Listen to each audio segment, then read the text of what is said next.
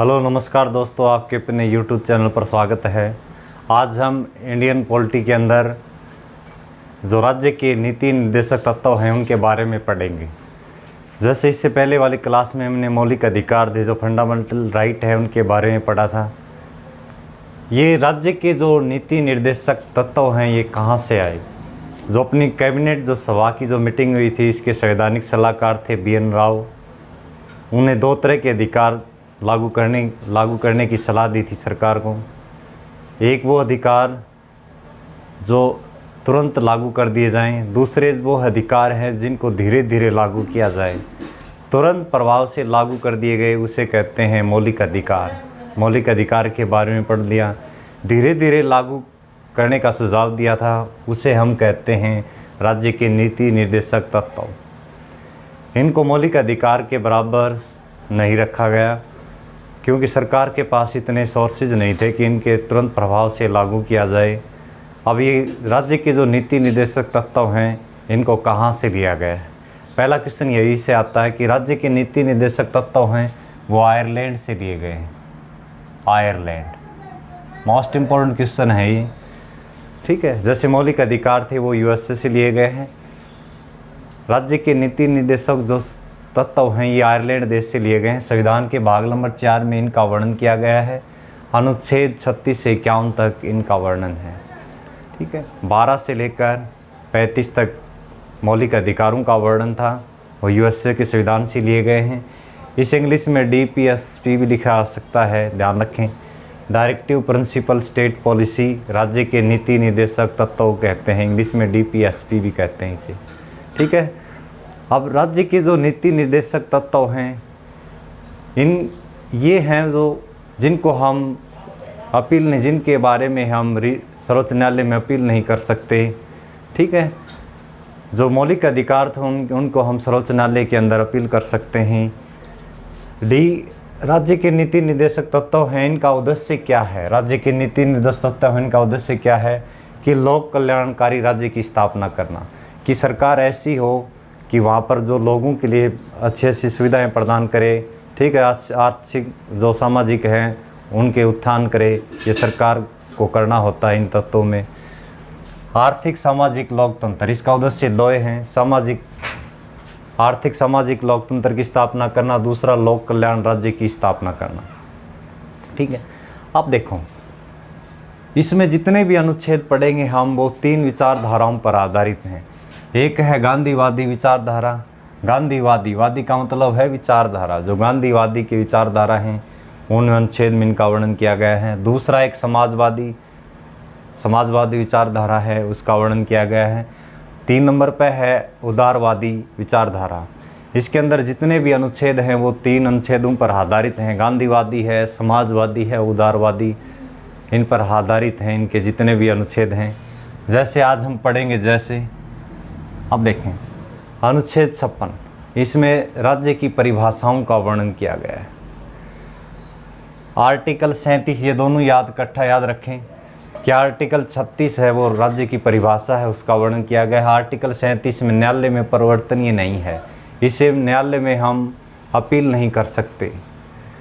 जैसे मौलिक अधिकार पढ़े थे, उसमें क्या है कि हम यदि मौलिक अधिकारों का हवन होता है तो हम उसे चुनौती दे सकते हैं न्यायालय के अंदर, लेकिन यहाँ पर जो इनके अधिकारों का हवन होता है उसे हम कोर्ट के अंदर चुनौती नहीं दे सकते, न्यायालय के अंदर चुनौती नहीं दे सकते, ठीक है।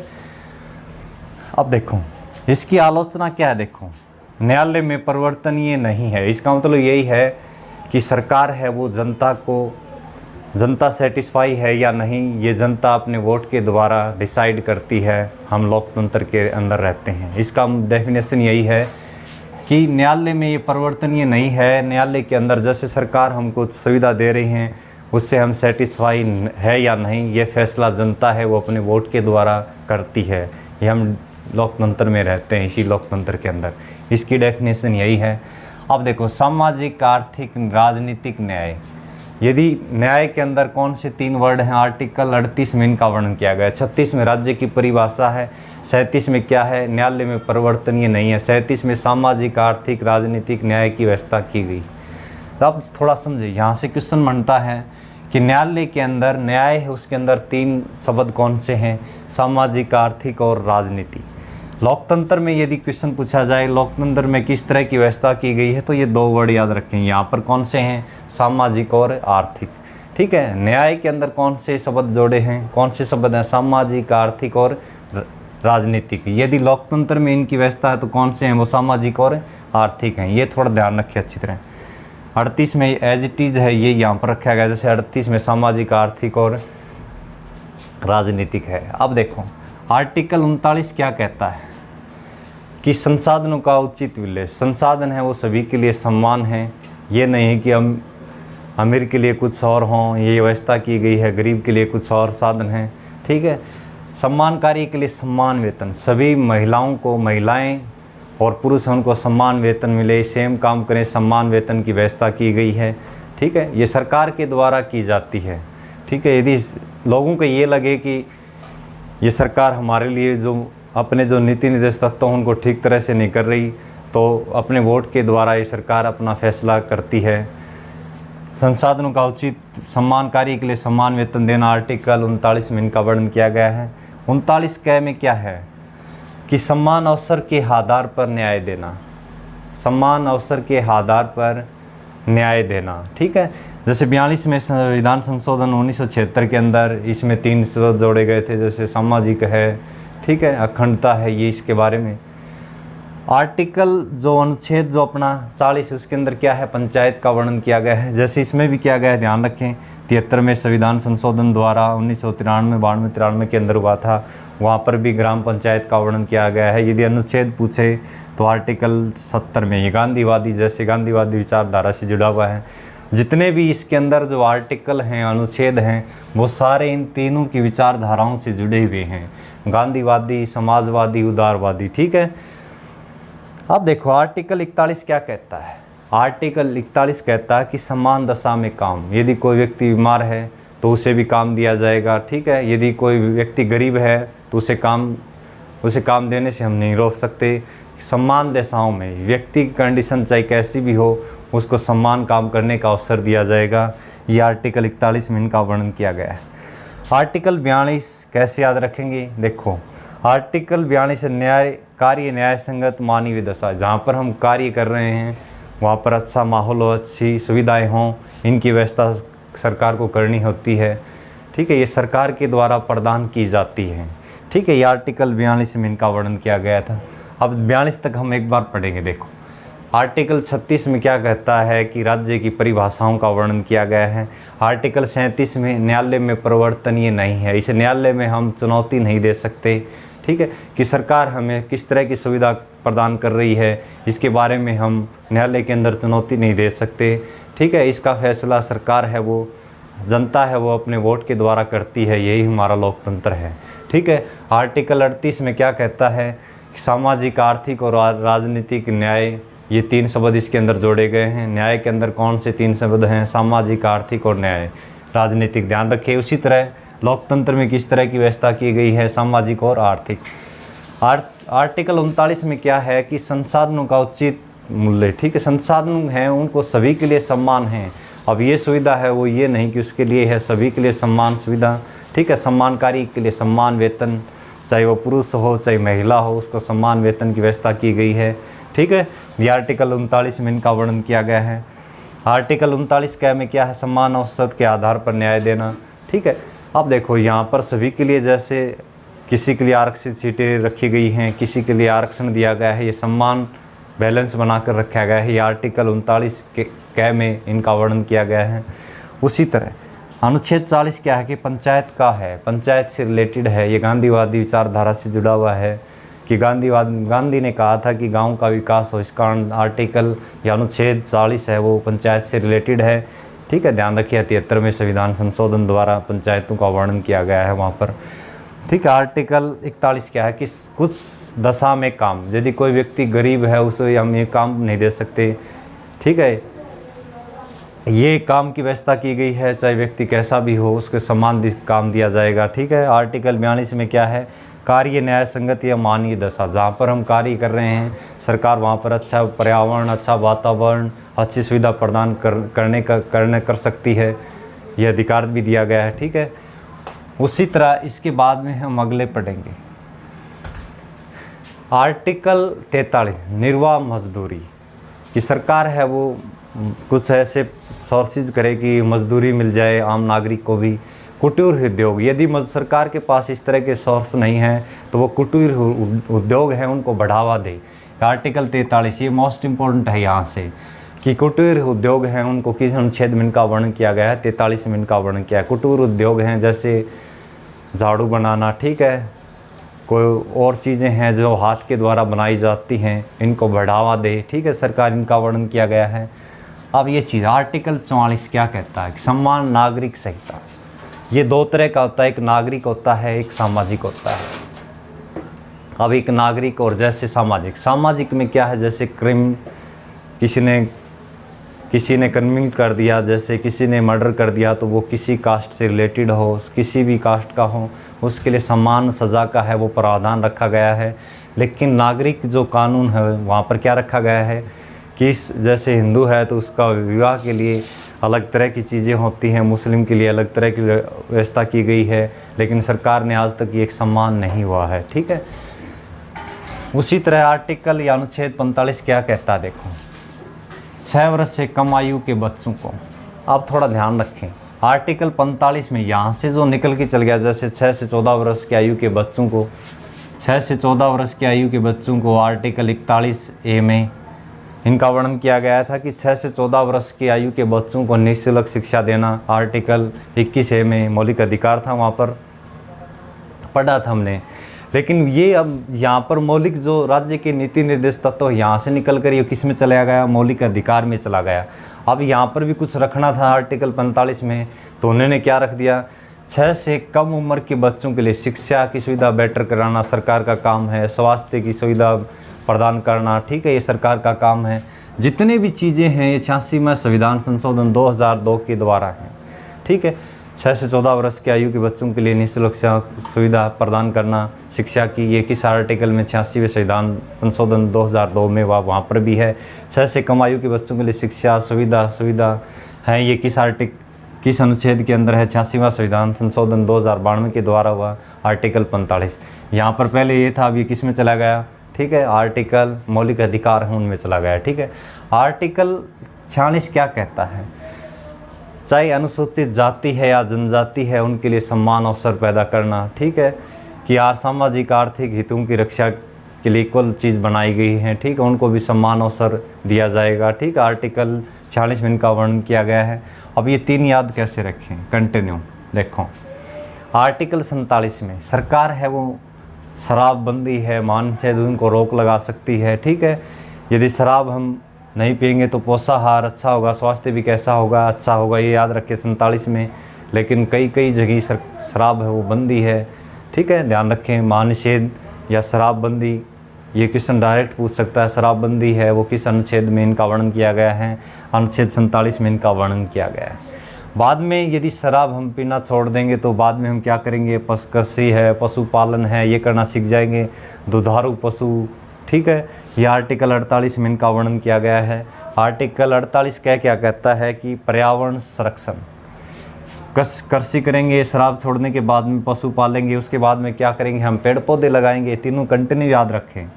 समय पहले 47 में शराब छोड़ेंगे तो उसके बाद में हम क्या करेंगे, कृषि करेंगे, पशु पालन करेंगे, ये करने के बाद में हम क्या करेंगे, 48 में क्या करेंगे, पेड़ पौधे लगाएंगे, पर्यावरण संरक्षण। 42वां संविधान संशोधन 1976 में इनका वर्णन किया गया है। आर्टिकल 49 क्या कहता है, अनुच्छेद 49, कि हमारे सरकार है वो राष्ट्रीय महत्व स्मारक हैं, उनमें संरक्षण की व्यवस्था की गई है, ठीक है, उनको ध्यान से रख सकती है, उनकी संभाल कर सकती है। आर्टिकल 49 में इनका वर्णन किया गया है। आर्टिकल 50 क्या कहता है, अनुच्छेद 50, कि जो कार्यपालिका है उनको न्यायपालिका से अलग कर दिया जाए।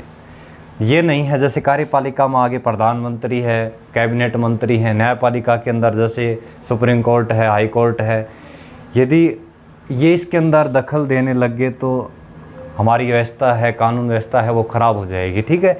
जैसे कार्यपालिका वाले न्यायपालिका के अंदर दखल देने लग जाएंगे तो व्यवस्था है वो अपनी गड़बड़ हो जाएगी। इसी कारण आर्टिकल 50 में क्या कहता है, तो इसको अलग कर दिया जाए, इसको अलग कर दिया जाए। ठीक है, ये समान अवसर नहीं है, दोनों एक साथ काम नहीं कर सकते। ठीक है, इस वाले व्यक्ति इसके अंदर काम नहीं कर सकते, ध्यान रखें। यदि एक हो जाएगा तो लोगों का कानून से विश्वास उठ जाएगा। ठीक है, आर्टिकल 51 में क्या कहता है कि इसके बाद में अंतर्राष्ट्रीय शांति और सुरक्षा, ठीक है, ये भी सरकार की जिम्मेवारी है, अंतर्राष्ट्रीय शांति और सुरक्षा प्रदान करना। ठीक है, ये सब होने के बाद में आर्टिकल 51 में यही चीज़ जोड़ी गई है। अब देखो 43 में क्या है, निर्वाह मजदूरी। ठीक है, या तो मजदूरी की व्यवस्था करे सरकार, ये नहीं करिए जो अपने कुटीर जो उद्योग हैं उनको बढ़ावा दे सरकार। आर्टिकल 44 क्या कहता है, समान नागरिक संहिता 2 प्रकार की होती है, एक नागरिक होती है, एक सामाजिक। सामाजिक में जैसे किसी व्यक्ति ने मर्डर कर दिया, चाहे वो किसी से रिलेटेड हो, किसी धर्म का हो, सम्मान कानून है उसके लिए। लेकिन नागरिक में क्या है, जैसे विवाह है, ठीक है, विवाह में अलग अलग है सभी के लिए, कोई विवाह किस तरह का है, किसके अंदर किस तरह की होती है। आर्टिकल 45 में क्या है, 6 वर्ष से कम आयु के बच्चों के लिए सरकार है वो शिक्षा का सुविधा है, स्वास्थ्य की सुविधा है, ये प्रदान करती है। ठीक है, अब यहाँ से 6 से 14 वर्ष का जो अपना इसके अंदर राज्य के नीति तत्व थे वो मौलिक अधिकार के अंदर चले गए। आर्टिकल 21 क के अंदर या ए में 46 क्या कहता है कि अनुसूचित जाति व जनजाति के लिए शिक्षा आर्थिक हितों के लिए सुरक्षा प्रदान करे। आर्टिकल 37, 47, 48 कैसे याद रखेंगे। 47 में क्या है कि शराबबंदी है, इनके ऊपर रोक लगाए। ठीक है, पोषाहार, अच्छा पोषाहार प्रदान करे, स्वास्थ्य की बढ़िया सुविधा प्रदान करे, ये सरकार की जिम्मेवारी है। उसी तरह यदि हमने शराब के ऊपर बंदी कर दी तो फिर क्या करेंगे, हम कृषि करेंगे, पशुपालन, दुधारू पशु। ये 48 कै में क्या करें, फिर इसके बाद में कृषि करेंगे तो वहाँ पर पर्यावरण, पेड़ पौधे लगाएंगे, तो पर्यावरण की व्यवस्था की गई है सरकार के द्वारा 48 कै में। ठीक है, 49 के अंदर राष्ट्रीय महत्व जो स्मारक हैं उनका संरक्षण करें। 50 में कार्यपालिका और जो न्यायपालिका है उनको हम इकट्ठा नहीं कर सकते, उनको अलग अलग रखेंगे। ठीक है, आर्टिकल 51 में अंतर्राष्ट्रीय शांति व सुरक्षा, ये इंपॉर्टेंट है, 36 से लेकर 51 तक इनका वर्णन किया गया है। अब एक चीज़ समझें, बाद में जैसे केशवानंद और केरल राज्य बनाम एक मुकदमा था, केशवानंद और केरल राज्य बनाम एक मुकदमा था, तो 1973 के अंदर हुआ था। वहाँ पर सुप्रीम कोर्ट ने, ठीक है, सुप्रीम कोर्ट ने मौलिक अधिकारों को, राज्य के नीति निर्देशकत्व और मौलिक अधिकारों को श्रेष्ठ कहा। बाद में 42 में संविधान संशोधन के द्वारा फिर नीति निर्देशक जो तत्व हैं उनको श्रेष्ठ बताया गया, सर्वश्रेष्ठ बताया गया। समय पहले मौलिक अधिकार थे केशवानंद और केरल राज्य के बनाम के बीच 1973 में मौलिक अधिकार वहाँ पर बस श्रेष्ठ थे। बाद में क्या किया, 42 में संविधान संशोधन 1976 में राज्य के निर्देशन तत्व हैं उनको श्रेष्ठ बताया गया। लेकिन बाद में जो मिलस जो बाढ़ आई थी 1980 के अंदर, दोनों में एक संतुलन बनाया गया कि न तो मौलिक अधिकार श्रेष्ठ हैं, न ही राज्य के नीति निर्देशक तत्व हैं वो श्रेष्ठ हैं, दोनों को बैलेंस कर दिया गया, दोनों को बराबर दर्जा दिया गया है। ये था अपने राज्य के नीति निर्देशक तत्व, याद रखें इसे। राज्य के जो नीति निर्देशक तत्व हैं ये सरकार के द्वारा प्रदान किए जाते हैं, हम इसे न्यायालय के अंदर चुनौती नहीं दे सकते। ठीक है, यदि सर हमें ये न लगे तो वो अपने वोट के द्वारा इन्हें चेंज कर सकती है, क्यों हम लोकतंत्र के अंदर रहते हैं। सरकार की जिम्मेवारी होती है कि अच्छी सुविधाएं प्रदान करें। ठीक है, राज्य के नीति निर्देशक हैं ये आयरलैंड से लिए गए हैं, भाग नंबर 4 में इनका वर्णन किया गया है। मोस्ट इम्पोर्टेंट है, 36 से 51 तक 3 विचारधाराओं पर आधारित थी। ठीक है, गांधीवादी है, समाजवादी, उदारवादी, ये सारे आर्टिकल इन्हीं विचारधाराओं पर आधारित हैं।